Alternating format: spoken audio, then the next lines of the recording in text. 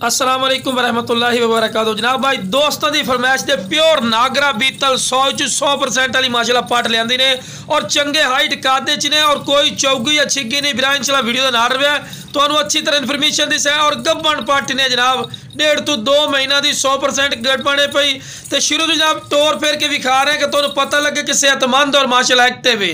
तो लो जनाब माशाल्लाह फेस नकौड़ा भी चेक कर सकते हैं, बिल्कुल तोते वाली कार और माशाल्लाह नागरे की निशानी भी चेक कर सकते हैं और वाइट अख दे कन्ना की चौड़ाई भी चेक करो और लंबाई भी कम अज कम 18-17 इंच माशाल्लाह कान लंबे ते विराट दुंदी ने कोई चौगी नहीं है, चौगी होवे फ्री दिशा है। और फेस नकौड़ा माशाल्लाह चेक करो और झालर बिल्कुल बारीक पशम चमकदार पशम और सॉफ्ट पशम है और ढिली चमड़ी है। ढिली चमड़ी का मकसद होता है कि विराट बनने वाली चीज़ ने और ये होर भी कद कट सी एदा इस टाइम कट दे पिया जनाब 37 to 38 इंच इंशाल्लाह कन्फर्म कर दी सू। तो बिल्कुल बैठ में सिंह चिपटे सिंह जिन्होंने आखते विरा छोटे छोटे सिंह ते लो जनाब फेस नकौड़ा एक बार फिर विखा रहे हैं।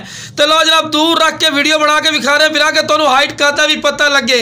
वेल अच्छी माशाल्लाह A+ ने और हर पॉइंट आलू जितनी गल्लां करे बंदा फायदा नहीं, चीज़ थोड़ी अखां दे सामने पई। वाइट अख दे विच ने चंगे कन्नां दे लापर सू चंगी वेल च दोम भी वेखदे पैन तीर वाली कर सीधी और जनाब मोटी थड़ियां दे विच ने और पहले सूए च इंशाल्लाह अल्लाह दे फजलो करम नाल 2 to 2.5 किलो दुध वाली इंशाल्लाह बनसी और जनाब 100% गब्बड़ी ने।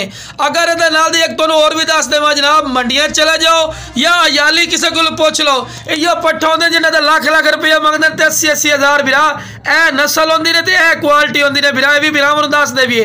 अगर कोई आखे ना कि फौजी भाई इतना भी रेट नहीं होता जनाब साढ़े फार्म तो आओ, साडा फार्म है लुडन शहर जिला बिहाड़ी, असीं तुहानू मंडियां का विजिट भी करवा सकते हैं। उस तो बाद तुहानू अयालियां कोल भी तुहानू रेट पूछा देंगे भी की रेट चल रहे हैं। यदा 37-38 इंच माशाल्लाह हाइट ने और कन्फर्म हाइट है, तुसीं आप ही आके पमैश करके वेख सकते हो।